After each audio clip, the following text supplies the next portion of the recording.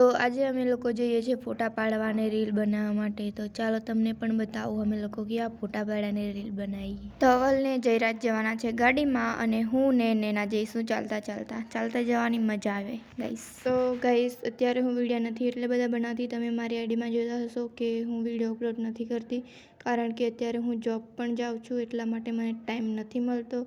પણ હવે હું કોશિશ કરીશ કે વિડીયો બનાવું અને અપલોડ કરું, તો ટાઈમ કાઢીશ હું થોડો હમણાં. તો અમે લોકો પહોંચી ગયા હતા ફોટા પાડવા માટે મસ્ત લોકેશન પર ગાઈસ, પણ મને તો ખબર નથી પડતી સાલું અમે ફોટા પડાવવા આવ્યા કે જયરાજ અને ધવલ ફોટા પડાવવા આવ્યા. એમના જ ફોટા પાડે છે, અમારા તો ફોટા નહીં પાડ્યા. અને એ લોકો તો મસ્ત સ્ટાઇલ આપીને ફોટા પડાવી લીધા હતા ગાઈસ. અને અમે લોકો હવે જઈએ છીએ બજારમાં, કેમ કે અમારે બજારમાંથી થોડુંક સામાન બી લાવવાનું હતું.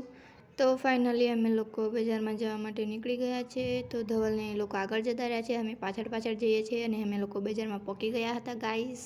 તો જયરાજને એ લોકો તો નારિયેલ પાણી પીવા જાય છે, અમે તો પાણીપુરી ખાવાના. અમે તો પાણીપુરી લવર છે એટલા માટે.